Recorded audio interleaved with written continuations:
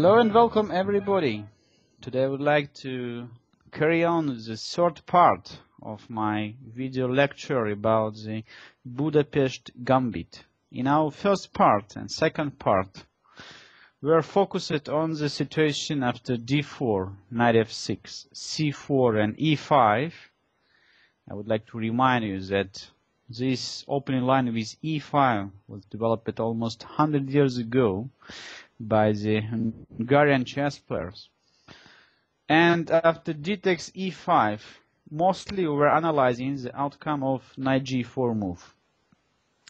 But today I would like to show you a slightly different line which starts with move knight e4.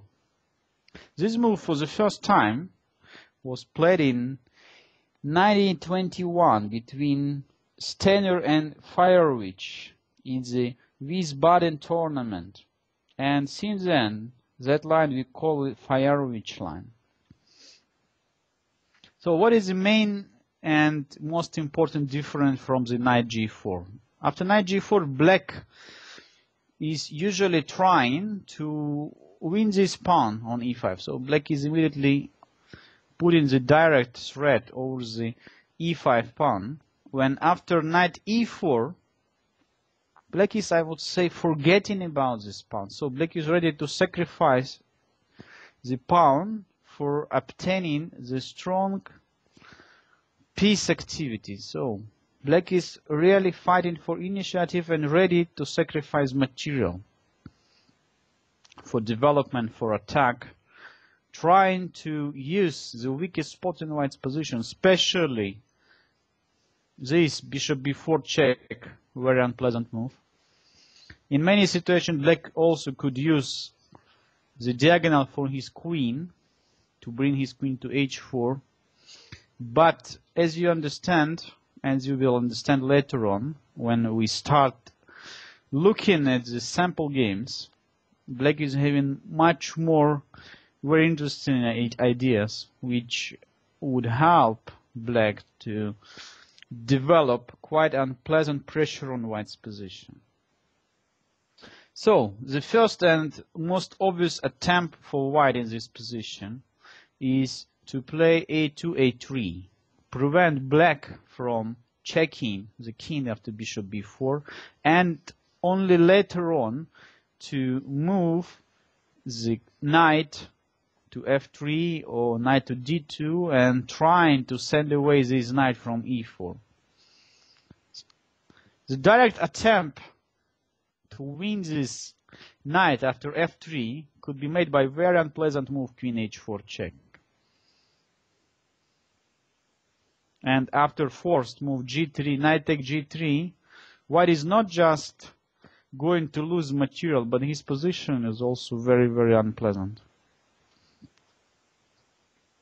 After h takes g3, black could choose between capturing on g3 and continue the strong attack over the white's king, or just simply capture on h1, winning exchange.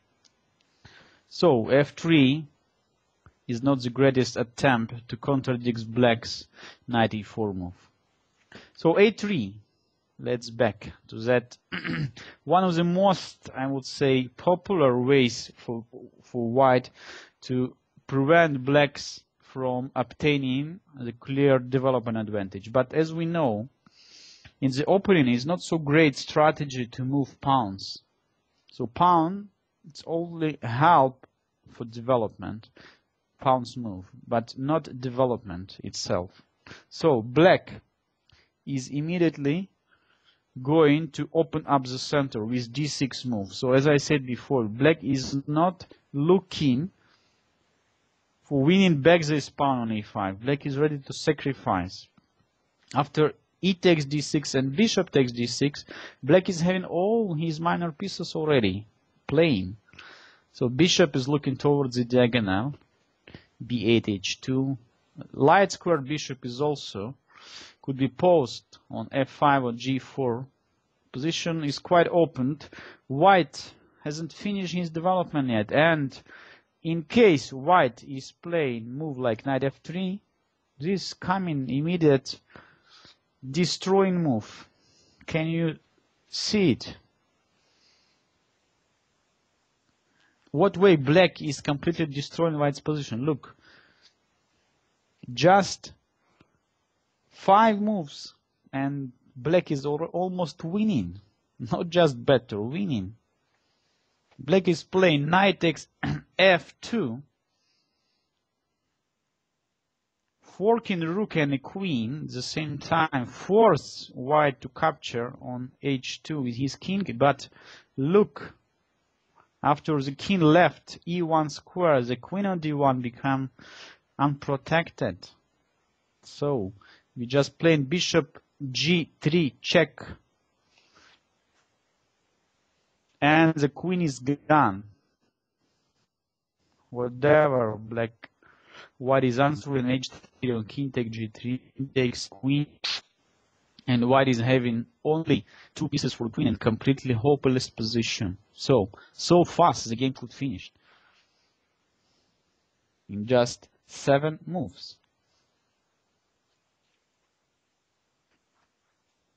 So this knight takes f2 thread is working almost on all kind of white answers like g3, with the idea to develop the bishop to g2 and, as I say, trying to attack the knight on e4. Once again will be made by knight takes f2.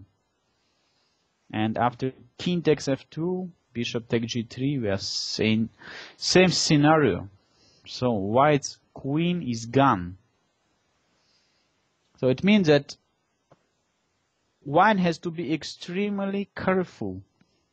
Extremely careful.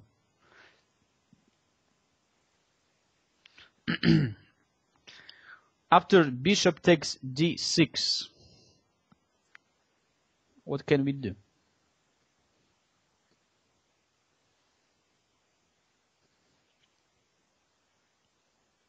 White can try playing with the queen, let's say to go with the queen to c2, but bishop f5, intending knight g3, force white's queen to go to some other place, queen b3, then knight c5, and once again white's queen is having no great place on the board. So black is so simply developing his initiative, and white is still having a lot of weaknesses. So a3 d6 leads to the quite dangerous position for white. Quite serious problems. So white, of course, could try moving knight f3 first, not capturing d6 too early, but knight c6. Black is completing his development, so knight is coming to the game. Now white already captures the pawn, bishop takes d6, and playing e3. Right now, knight takes f2 doesn't work. Why? Because after king takes f2 and bishop g3 check, white is having the safe move, king e2, saving the king. Indeed, black is not forced to capture on f2 immediately, but just simply could continue queen f6.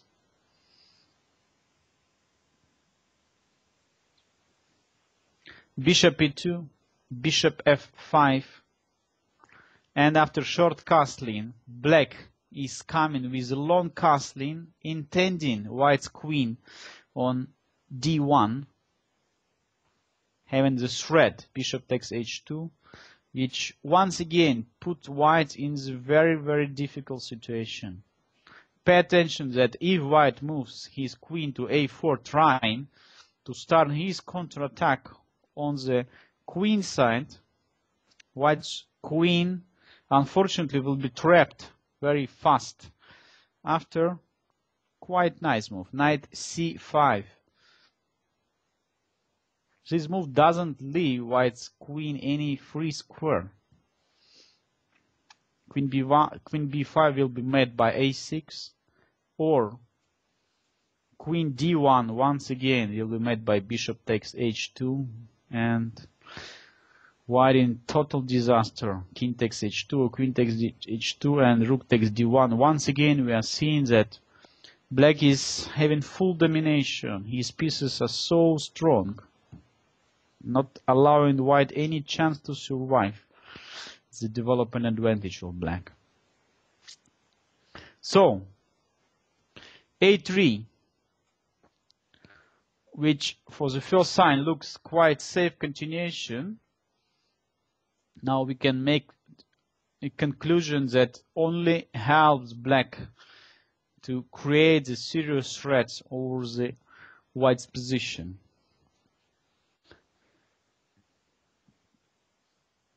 White, of course, could try develop his pieces after knight d2. So immediately attacking the knight.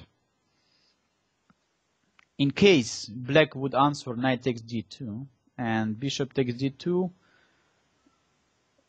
still white is keeping extra pawn, and black's development advantage is quite disappeared. With the next move, white is going to play bishop probably c3 and knight comes to f3 and everything fine. However, black is not going to capture the knight on d2, of course, so black is moving his knight to c5. From c5, knight is also continue controlling the center, and once again black is ready to play knight c6 and even d6, still ready to sacrifice the pawn for strong initiative. After knight f3 and knight c6, b3 and d6, more or less we can realize that white is forced to give this pawn on e5 away. Why? Because e takes d6 will be met by queen f6 intending the rook on a1 and rook b1, bishop f5. Once again black is developing all his pieces and pawns are not that important in this situation. So black is having very strong initiative, all his pieces looking towards the white's position. And move like bishop b2 could be made by queen e7.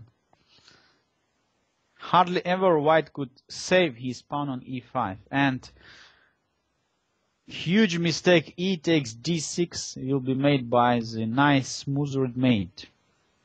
I believe it's not so difficult for you to find it. Black checking mate in one move, just one move. Knight d3 checkmate.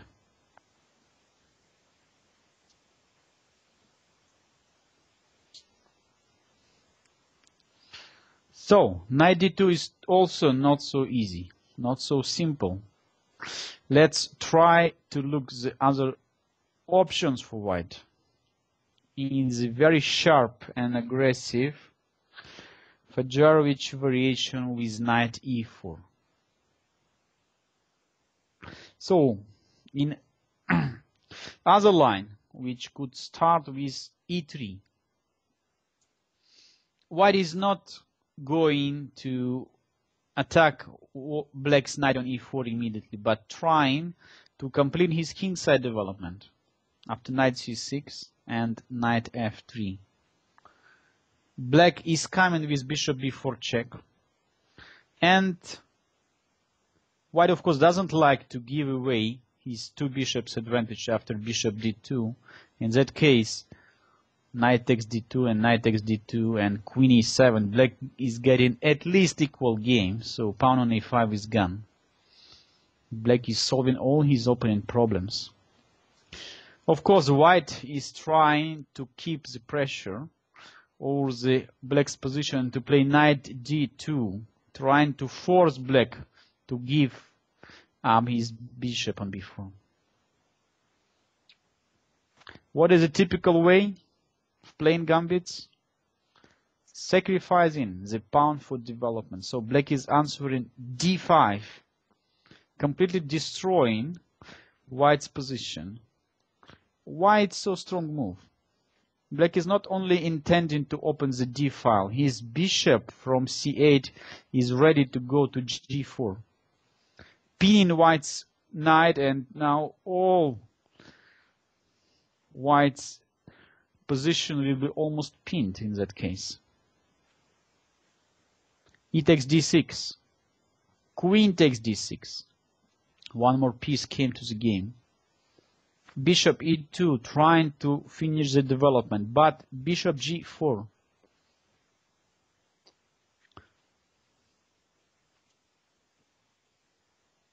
Short castling.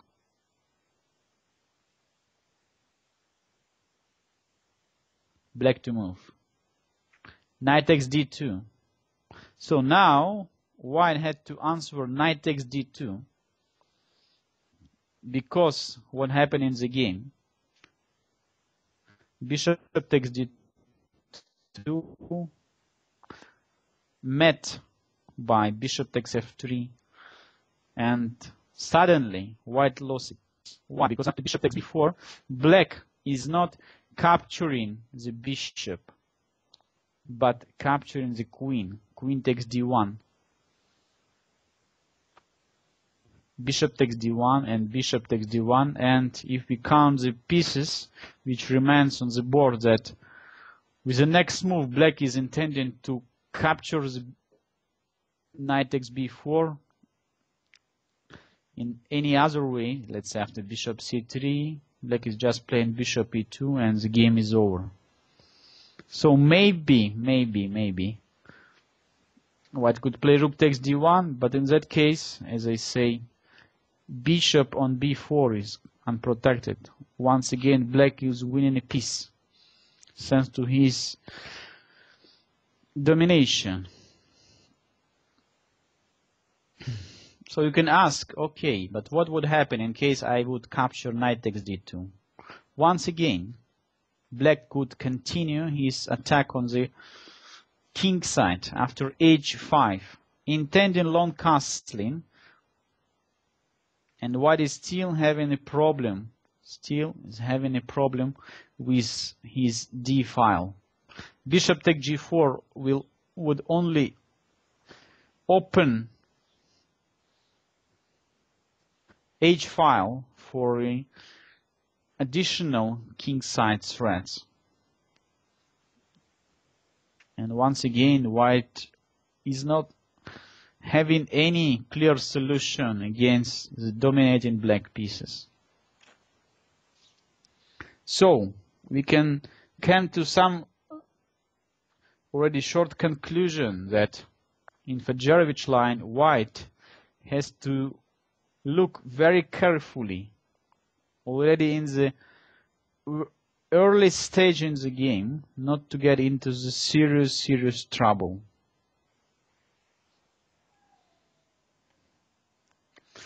And continue with maybe the most natural continuation.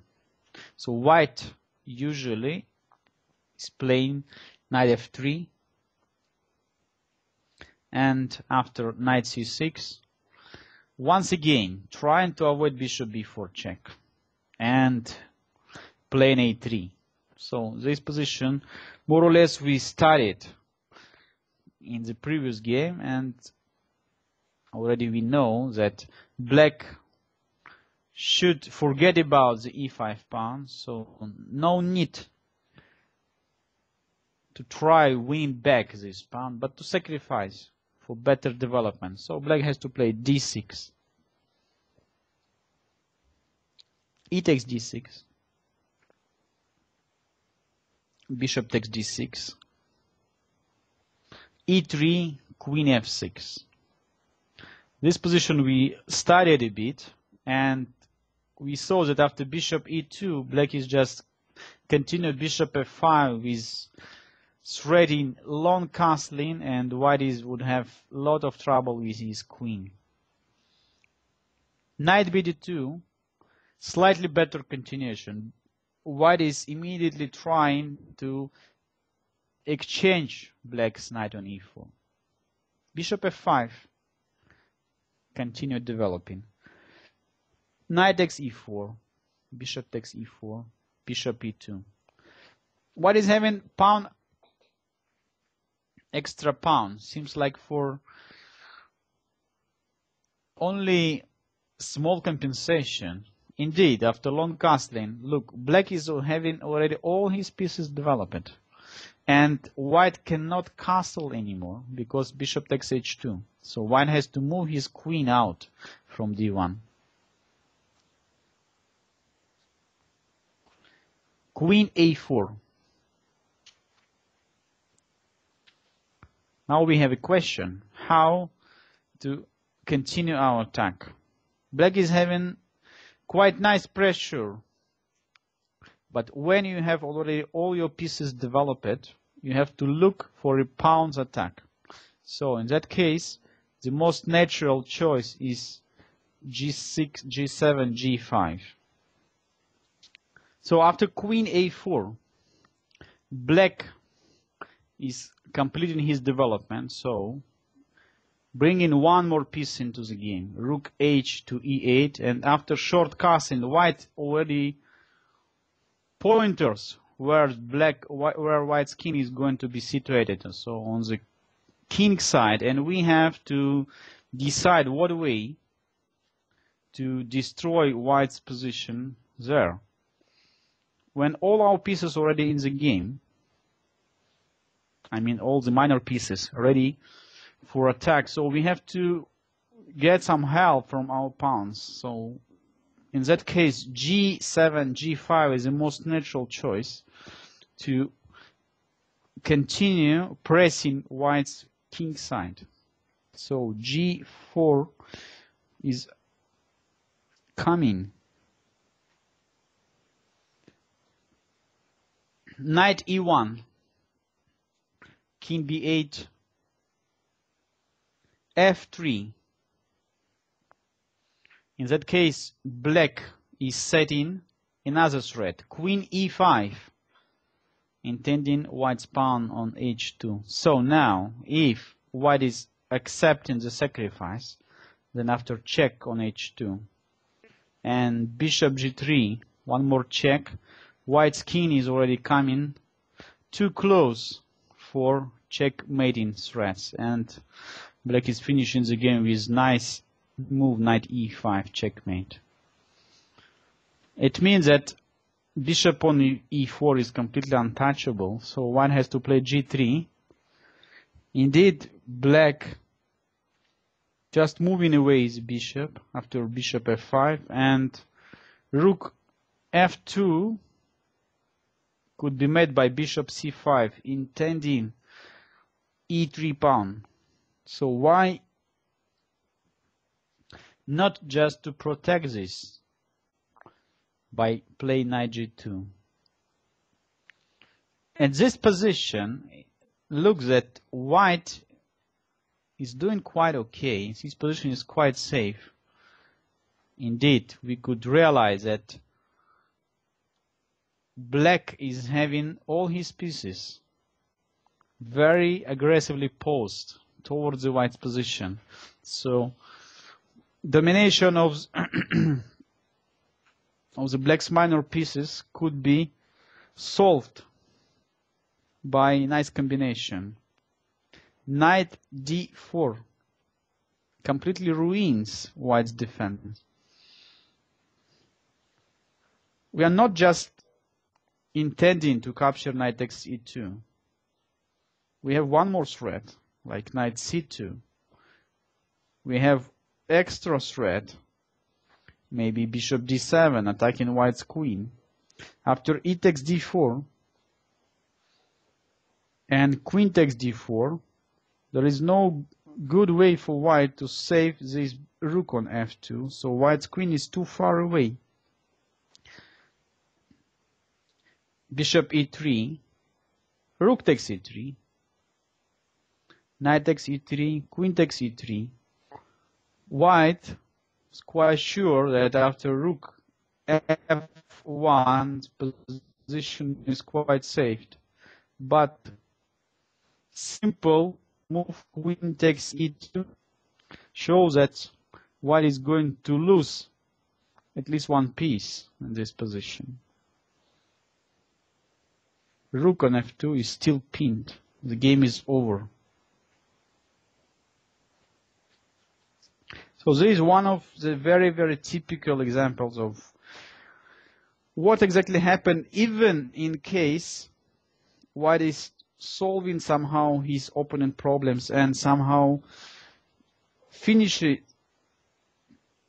his development and getting his king in looks like safe place on the king side. Indeed, thanks to the very active pieces, black is having a good chance to develop his advantage, to create serious threats over the white's position, and even, like in this example, with a combination to totally ruin white's position. Okay. What else I would like to show you? A few very nice trapping combinations, like d4, knight f6, c4, and e5. d takes e5, knight e4. Sometimes after a3, black is not going to play d6 immediately. Black is trying to move some different way. So he plays b6, move which basically invites white to create the double attack and to play queen d5. This move looks quite nice from the first sign, but look what happened. Instead resigning, black is just simply answering bishop b7, and white realized very fast that after queen takes b7 and knight c6, white's queen somehow trapped. So black is having two threats. Threat number one is knight c5, which is very difficult to stop. And threat number two is a6 and then rook a7. And once again, white's queen is trapped. Let's have the bishop e3, a6, and rook a7 coming. White is having no solution on how to save his strongest piece. So this kind of combination is very popular in the line like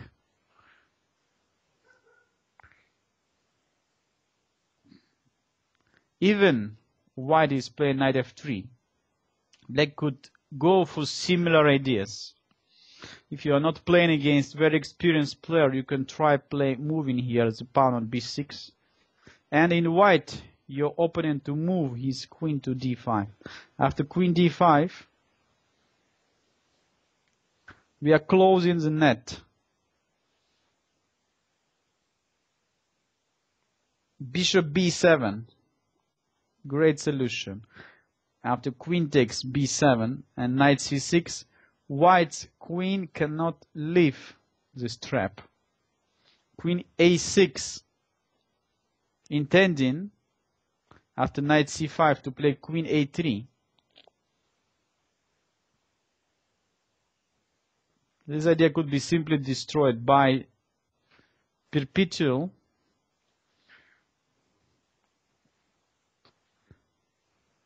bishop b4, and white's queen is not getting a3 square anymore. Knight d2 and knight c5. No way. Queen b5, a6. The game is over. The queen is trapped. So white is completely losing position already.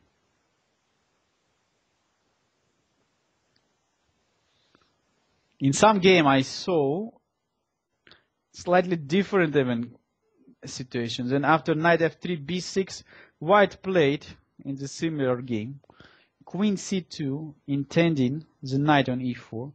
Black is developing his bishop, of course, after bishop b7. And after knight c3, knight takes c3 and queen takes c3, black just create simple threat, bishop b4. Just asking white to play a3. And I saw many games played like that.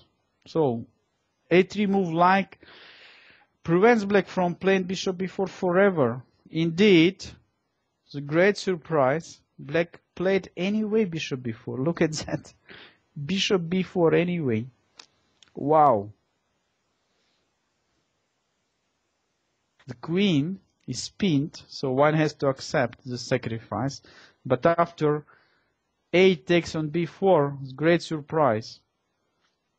At the same time, rook on a1 and queen on c3 been attacked. And white is going to lose material. So you have to be extremely careful. After queen takes b4 and rook takes a1, black is getting completely winning position. But after rook takes a8 and b takes c3, white is having not enough material for sacrificed queen. So be careful. And just to complete today's lesson, I would like to say that playing the Budapest Gambit, as we saw so many examples where white just tried to destroy black's strategy by moving pawns like a3 or e3, or trying to attack black's pieces like queen d5 or queen c2, not always leads to the so great results. Usually black is having quite strong initiative. His pieces are very active, very aggressive, and these pieces could just give white so many problems.